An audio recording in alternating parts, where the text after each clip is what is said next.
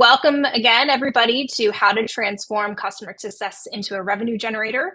I'm Sam Anderson. I'm CEO of Origin 63. We're an elite HubSpot partner, and we specifically focus on working with teams to roll out HubSpot for the purposes of retention and growth with your current customers. So we do focus on the full platform, but Service Hub has really been our specialty and our absolute love. I'm very passionate about customer success, so I'm really excited to talk to you all today. And I'm also joined by Daniel from Arrows here. Daniel, you can go ahead and introduce yourself if you'd like. Yeah, thanks. I'm CEO and one of the co-founders of Arrows. We're an app partner in HubSpot, so we actually focus solely on HubSpot for customers of HubSpot.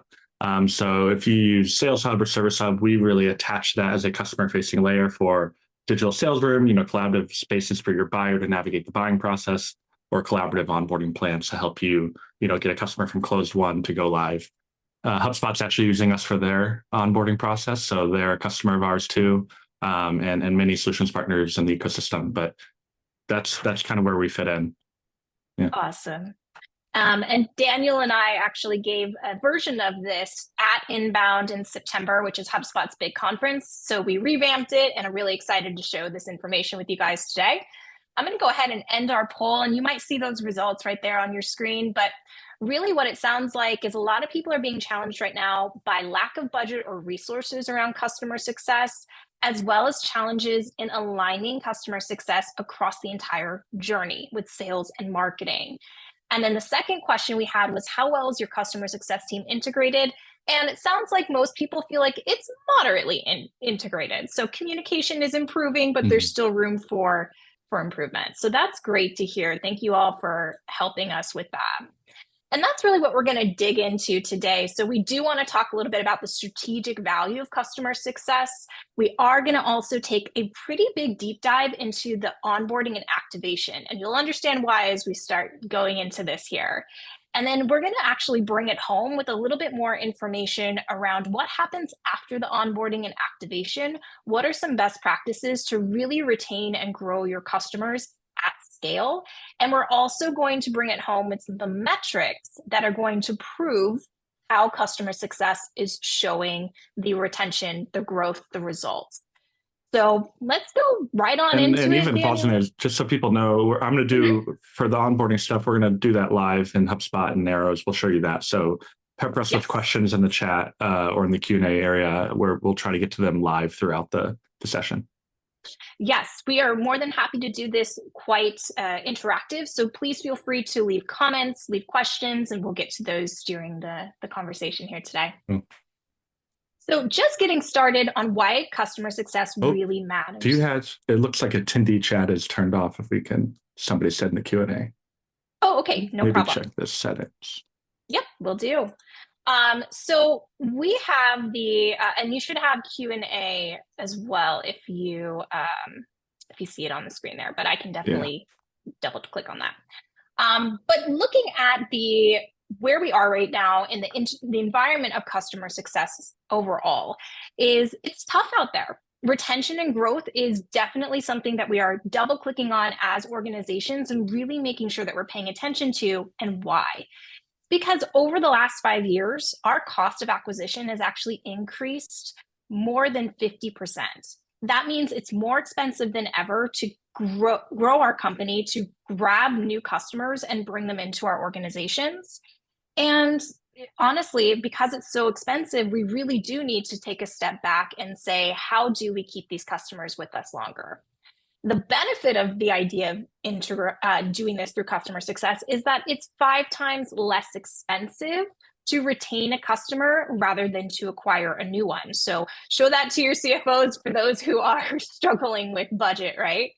And this whole idea around customer success is that it actually doesn't start when you're doing renewals, when you're looking at the upsell. It truly starts at day one. And that's why we're going to really focus on onboarding today, because if you never get the opportunity to fully onboard your customers, there's absolutely no chance that you're actually going to retain them because they won't see the value of what you're providing, whether that's your product or your service. Yeah, the thing we like to always remind people at Arrows is like, how many services or service providers we worked with, products we bought where we canceled 4 months in, 6 months in. It always went back to like the first 2 or 3 weeks. It's where like things got off to a rocky start. We were super excited in the sales process, and then the first week or two, it just felt like everything we were promised we weren't getting to, and like even just the collaboration between us, we felt misunderstood, and then it just never got to a state of, hey, we're live in a way that we're happy with this service, so that they're delivering on what we agreed upon in the sales process. So it really is critical for, if you tap into that feeling for yourself, you'll probably feel the same thing. Exactly. And I keep telling everyone, I really think that 2025 is the year for customer success. And the reason is that so many companies are waking up and realizing that for many, many years, especially those with funding, we have been so focused on marketing and sales and attracting and engaging our prospects that we really kind of forgot about this idea that it's not just about the reactive servicing of our customers with support that's going to help them be most successful, but it's really about that proactive element to retain and grow your customers. So making sure that we're actually providing them touch points throughout their journey, not just when they need us because something went wrong. And that's really what we're going to focus on today, is also understanding all that information that's happening in the background, whether it is the actual behaviors that your customers are taking, the metrics that are supporting our understanding of their journey with us and where they are in those stages. All of that information can be seen in your CRM and used to proactively work with your customers at scale to ensure that they're seeing value from your product. So we're going to be really heavily focused, obviously, on this last piece of the puzzle. And if you are a HubSpot customer, this is where your marketing hub, your sales hub, and then service hub really is everything between the proactive outreach for customer success and your reactive customer support. So it is a full funnel, but we are going to be focusing mostly on this bottom half today, where we're talking about the post-sales journey.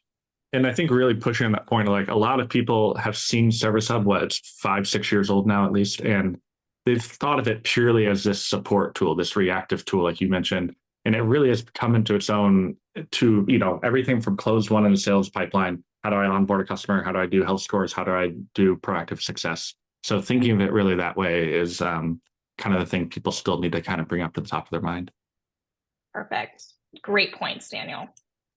So let's get started with understanding onboarding and activation. We had said it's the most important thing to focus on when you're talking about customer success as the starting point. So I'll let you kind of take us into that. Yeah. So, when we think about why you want to run onboarding inside HubSpot, I think really zooming out and thinking about like, what is onboarding and what is everything post-sales. So first, I know we're talking about customer success here, but I'll say something a little silly, but we actually look at onboarding as more of a sales function. Like if you're getting a customer, to sell them, you're getting them excited, you're building up all this hype and momentum, you actually want to carry all that momentum and excitement into the onboarding process. So don't think of it as a distinct, separate thing later where I'm servicing them later. It's like, no, I need to capture and maintain all of that excitement from onboarding. Or from sales into onboarding. So from our opinion, like we just talked about in that slide before with Sam, you really want, all of your go-to-market teams in one place as much as possible. That's why many of us are HubSpot customers. We like having a consolidated, connected platform. Now that means like marketing, sales, onboarding, support, success in one tool as much as possible, but also as much of data and visibility in one place. So a shared view of the customer, like on a single pane of glass in a way. That's why we want to buy into the connected platform. So onboarding fitting in to the same place you're doing sales is critical to making it successful. That gives you the second point there, visibility, right? So your sales rep gets to know what's happening with my customer after I close them. Are they going to go live? Are they going to be successful? Am I going to possibly have a callback? Do I need to help you tag team in on making them successful in onboarding? But also gives your leadership visibility into what's going on, right? So they can go look at a pipeline and say, well, like what revenue is going live this month? Which customers are going live? Who's stuck? We can go look at that. Automation, another critical piece. So it's way easier. Many of us probably in the attendees here are on the RevOps side or operations side. It's way easier to automate when you have all that data and all those workflows and all those teams in one place. So when you have a deal go to close one, I can automate kicking off the onboarding process. If the customer gets stuck, I can automate alerts to the sales rep. again, all of that way more powerful in one system. And then reporting. One extension of visibility is reporting. So if I'm an exec, you CRO, and I want to go see what revenues closed this month and is it going to go live, especially if we have a billing process that necessitates our customers going live to get, usage-based billing or something, then I really need to track that all in the place where I'm looking at closed revenue or which sales reps have customers who onboard faster, et cetera. So consolidated, one platform, super powerful. If you want to keep going. Yeah, absolutely. So one of the things we think about a lot is stuck revenue. So I'm going to show in a second a live demo. We're kind of walk through how you might set this up inside HubSpot. But on the left, you'll see a sales pipeline. And I've kind of stitched together two pipelines here. So these are actually two different pipelines. You want to set them up that way. But what we see a lot is something like this. You have a sales pipeline, deals go to close one. You kick off an onboarding ticket, custom object deal, whatever it is, wherever you're tracking that, in a separate pipeline. And there's often this like point of friction. Here it's the first stage. Sometimes it's the second or third. We see it kind of all over the place. There's usually this point of friction where customers are just getting stuck and they're not going live. That's what, one, we were trying to do with Arrows, but two, like you can just get better about digging into that inside HubSpot if you're tracking it. So having it in a place where you can see what's going on, you can track it, you can measure it.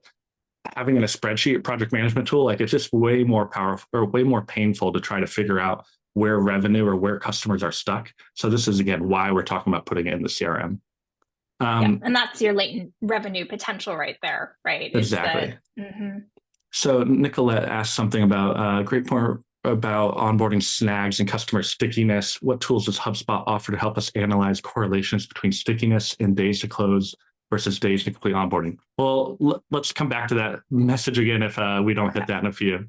Yeah. Yeah, that's a great question. So now I'll jump over to HubSpot and we'll do a little bit of a dive. So let me know. I think we can see my screen now, right? Yes, we've got you. There's kind of 5 key parts. If we wanted to get all of you to come off this and before the end of the day, it's Friday, like you could come out of this setting all this up in one day, one afternoon to some approximate version of what you should do. So I'm going to kind of hit the 5 points I think you'd want to do to set up onboarding in HubSpot to really capture that like initial attention of a deal going to close one. How do I get them live and track that in HubSpot? So number 1, you want to set up a pipeline for tracking onboarding. In 2024, December 2020, it doesn't feel as like, to us, we feel like we've been saying this for 3 years. So people have kind of come around. But when we first started building Arrows of HubSpot ecosystem, there are a lot of people doing onboarding as an extension of their sales pipeline, or they would have it as a drop down, on the company record. We still see people coming in with this, but really you should be treating onboarding as a process in your CRM. So there should be a start and there should be an end, just like your sales process. I have something that kicks off something going into my sales pipeline, and I know when they're closed won. So I needed to define that for my team, and putting that into a structure like a pipeline is beneficial for that. And then you'll probably want to set up some other, milestone points in the middle that help you and your team and your customer recognize where they are in the process. So we have this new onboarding stage here, and our team pays attention to when there are new customers entering the stage. And then they work with them to go through this pipeline till they go live. And sometimes we have that extend, actually there's a usage review step and activation. So onboarding ends at activation for us, not just go live. And you need to define that for your own company. So it's really critical to find the start and the end, and then putting that into some sort of structure. Here, I'm going to demo out of a deal pipeline. Ignore that. Like that's just a demo account. You can do it in a deal pipeline if you don't have Service Hub and you want to try this out. If you have Service Hub, put it in a ticket pipeline. That gives you a little bit of separation between deal records, and it's a little easier for reporting. But we also see a lot of people using custom objects. So, all right, I'm going to do a lot of this kind of quickly, so we have a lot to dig into. On the deal record, what we also like to do is set up the deal record or the ticket record, wherever you're managing onboarding, to really, we kind of think about it as an onboarding control center. So you'll want stuff in the overview tab. You want to customize that to have, all the activities that you have, actually, if I show you on the ticket record, I will be able to show you what it really looks like when we set it up. We want to pull in, nope, never mind, I don't have it live there. We want to pull in all the information that we need to see from the customer, though, in one place. So here you'll see there's some Arrows files and form submissions that we've collected from them. I have the Arrows plan on the right, and any other of the like kind of property preview things that you get out of HubSpot. You want to put all of that, any of the tooling in one place. So when anybody comes and looks at what's going on with this customer, like this is the command center of the status of them. So make sure you're treating it that way. Next, the second thing, again, you want to have a place for the customer. I'm going to show you Arrows really quickly. This can be a Notion doc or a project management tool or something else. Like it's having something is a good place to start. If you're not at the operational maturity where you need something like Arrows, that's fine. Don't like push it in, shove it into your process if it's not relevant. But the thing that you get with something like this is I'm giving my customer a path to go live. This is what we're going to do to go live. So that pipeline, that's our internal view. This is the customer facing version of this. Like, here's everything we're going to do to make you successful. And it's kind of like a shared contract between us and the customer. And what you get out of something like Arrows is actually get focused task view. So I want them to go complete this task. It's embedded, I need you to sign this contract. It's embedded there on the page. I want you to go schedule your kickoff call. Again, it's embedded on the page. We're building momentum. So we've talked about that a lot. How do I get somebody from closed one into maintaining that momentum through the onboarding process, capturing all that excitement that they have to go live? This is what we're doing with Arrows, is trying to help you maintain that momentum. But there's a lot of ways you can do that with automations and whatnot inside HubSpot. All right, number 3. So what are we doing? We have a pipeline, a sales pipeline, right? So what happens when a customer, a sales rep moves their deal to close one? I got the verbal commit, I got the contract signed, they paid, whatever it is, deal goes to close one. You want to, again, capture that momentum and kick off onboarding as much as possible. Think of how many times you maybe bought something yourself or signed on with an agency, and then you told them, yes, you signed something, and then you don't get an email or some next step sort of thing for like 3-4 days. If it's a Friday today, you might not get it till Tuesday. And you just like deflated like a balloon, right? All that excitement you had of, I actually might have told you verbal yes at 9:20 a.m. and I could kick everything off and have it to you by the end of today, Friday, if I wanted to, right? So let's enable that. So we do that while when I have a closed one deal, what we do is we create a record in the onboarding pipeline. So again, here it's a ticket record in this example. We'll create it in the new onboarding stage, like I showed you, and we'll actually just attach the contacts. We'll copy a bunch of data over. We'll make sure that that ticket record has all the context that we need to have for the onboarding process. And that way, we'll go to the next pipeline or the next record or workflow. Can we pause for just a second, though, Daniel? I think that's a really good point on the last slide, because this was a question a lot of people ask about the handoff between sales and service. So what we were actually looking at there was basically a shortcut to use HubSpot automation to carry over deal information from the deal record into the onboarding ticket or deal, basically the onboarding record, so that the service team doesn't have to go back and search for that information. So I think that's like step 1 to a super smooth handoff. So I wanted to just double click on that. And I actually think, I'm going to show you 2 workflows. So think of that as 2 workflows. One is the handoff, kick off the deal when close one. What's all the information and context I need to pass over? The second one is like, how do I actually kick off? Now I have that, record with the context on it, how to actually kick off the onboarding process. Because these workflows are working in a way together, this should happen almost immediately, right? So I created a ticket over here in my onboarding, ready for onboarding stage. And now I have this ticket that's created, and based on their pricing tier, based on products they purchase, based on their location, think of what sort of logic you need. Then you go create the onboarding plan in Arrows, or you create the project in Asana, or you create the Google Doc, right? Whatever your process is. Maybe you create an alert, like a task for the onboarding manager. Maybe you automate an email to the customer, like with everything. Don't leave this up to chance, like for somebody to have to go get to it in between their busy day of calls. Kick this off for the customer. So in this example with Arrows, we're actually adding the contacts as participants and then automating sending them an invite. So the sales rep goes to close one, and then like the onboarding process kicks off right away. And we have a Slack notification that goes out, so everybody's aware of what's going on. But what you'll see is a customer will, in that moment of getting, buying the product, goes and does the first 3, 4, 5 tasks in the Arrows plan. It's pretty awesome.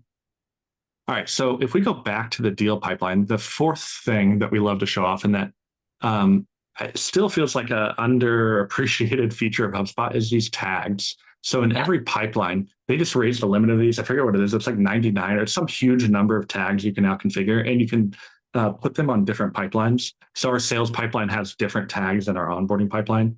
You'll see here, I have a stuck customer tag. I have an overdue task tag. I have upcoming target date tag. So anybody who's coming and trying to get a pulse check on what's going on in onboarding has a pretty simple way to go, okay, I can see what's happening here. And you'll see these are actually Arrows properties we're syncing in. So we sync 50 something data points into HubSpot on the record that the plan is attached to. But again, you can use other systems to kind of get data onto that record to have context about what's going on. And then Mm-hmm. actually, if you click the settings button at the top while you're on your pipeline, you'll go over here and you can go to pipelines and deal tags, and you can configure these very easily.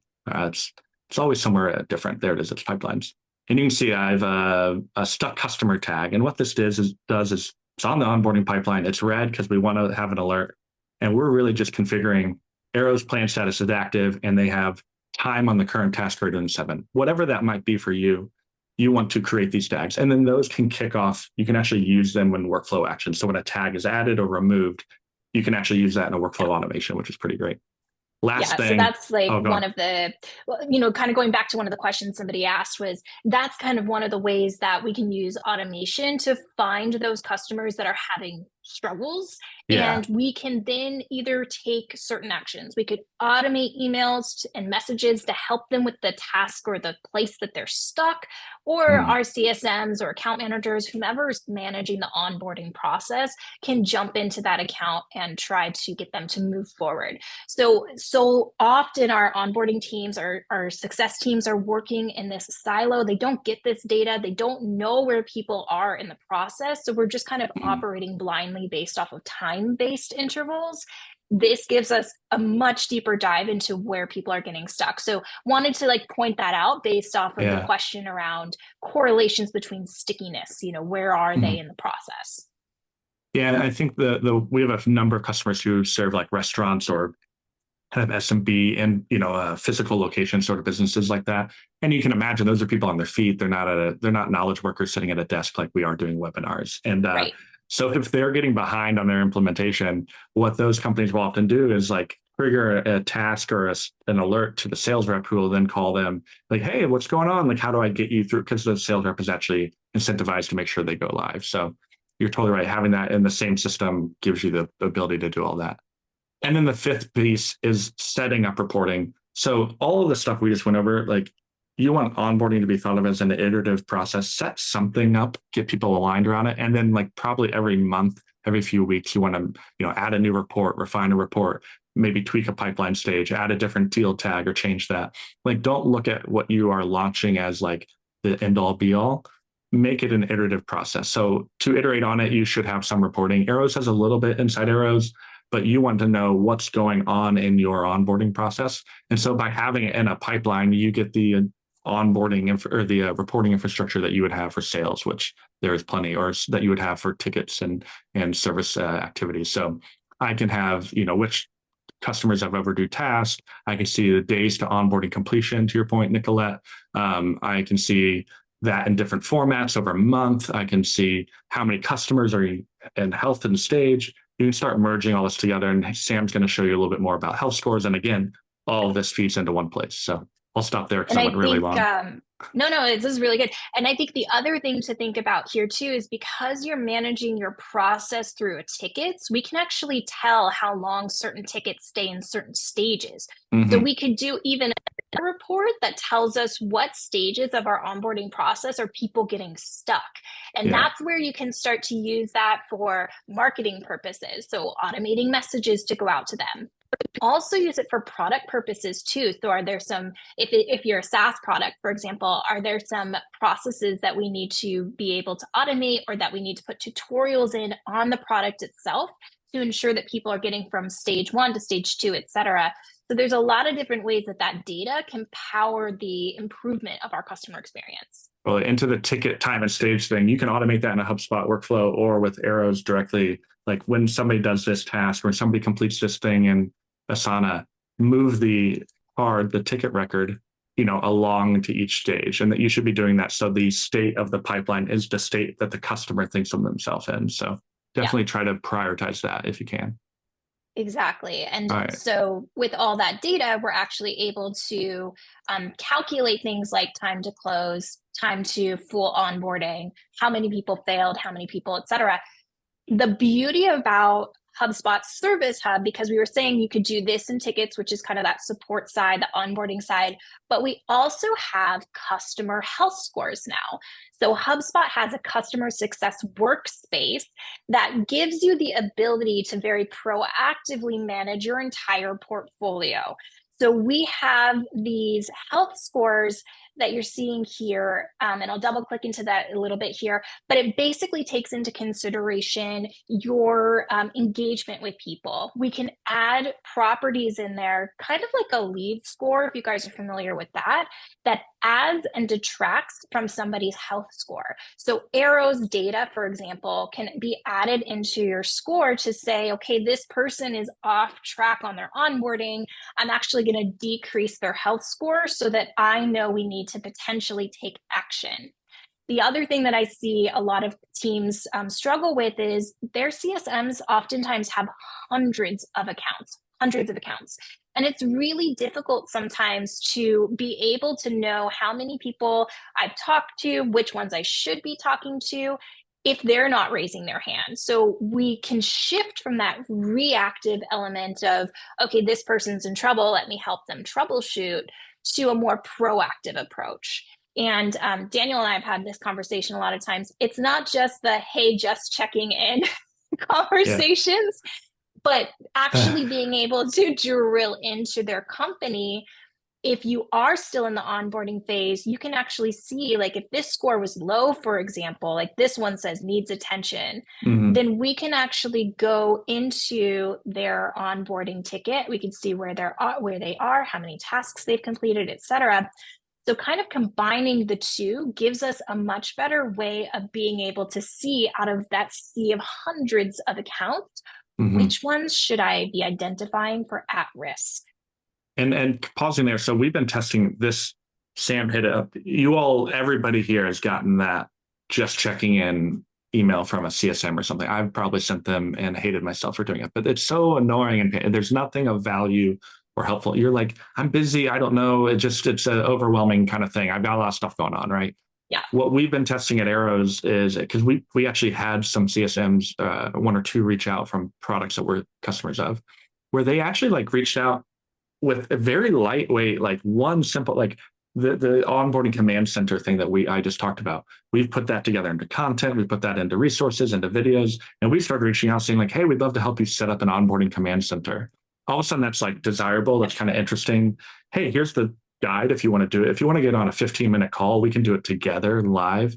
And all of a sudden you're like, oh, I desire that outcome. And we know that that leads to more usage of Arrows. So Yep. like, look for that sort of thing in your own, like, what can you reach out for? We've been thinking about it as like bite-sized sort of things. And I know HubSpot's Value. experimental success team is doing the same thing. Yeah, and I do want to also mention that we're definitely talking a lot about SaaS and products, but there Mm-hmm. are tons of service companies that are also doing customer success at scale using tools like this. So I think real estate was a really good example, Daniel, when we were last talking. There's specific stages you need people to go through. Manufacturing also, huge number of accounts typically have to be on the ground touching those accounts quite regularly, and it can be really difficult to track who I need to reach out to.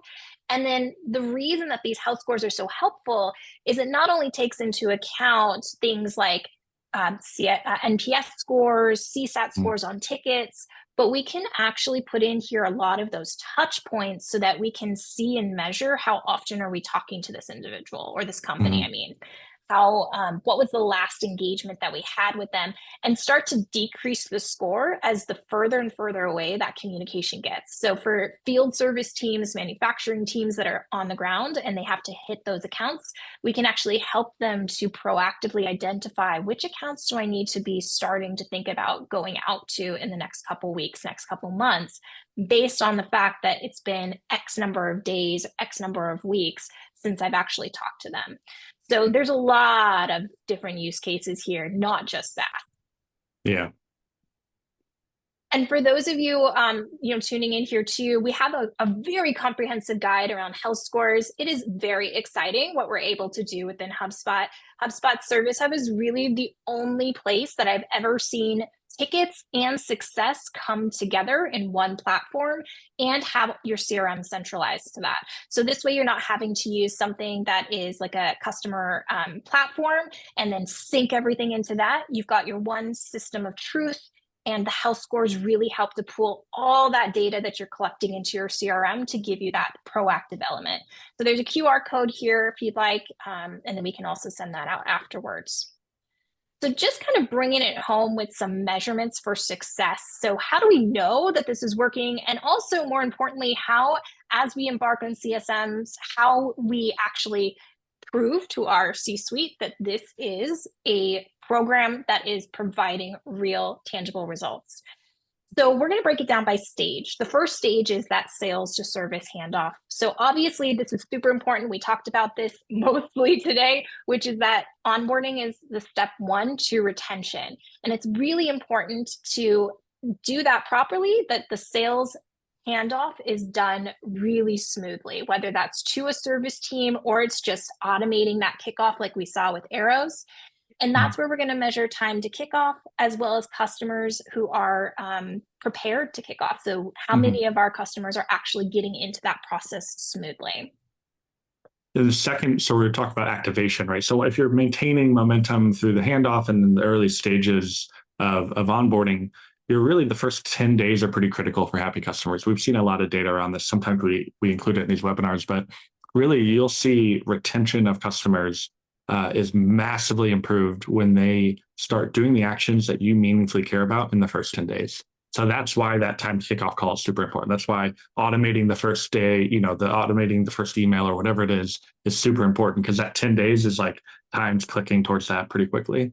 Yeah. So you always want to make sure what's next is clear to them. That's why Arrows is designed the way it is, but you can do that very clearly through email or other tools. Like whatever it is, make sure even through the sales process, when we go close one, when we sign the contract, this is what we're going to do next, and making sure you have the right people involved. There's not like internal coordination that's happening post close. That's really painful to do then. So you'll start tracking at that point time to live revenue and onboarding success. So how many people are actually completing onboarding? You'll see failed onboardings, and you should be tracking that. And those are the two things you can measure there. And so now that you've got the handoff, you're activating your customers, that's really where the retention and the growth starts to kick in. So when we're talking about retention, I mean, obviously retention can look like a lot of things for a lot of different people, but a lot of times what we're talking about here is just that you have your customers for longer, right? You don't want them for 1 year, you want them for 10. And so what we're looking at is the proactive metrics to understand retention. So are we seeing healthy usage? Are our health scores looking good across the board? Are they increasing their order frequency if you're more of like a transactional company?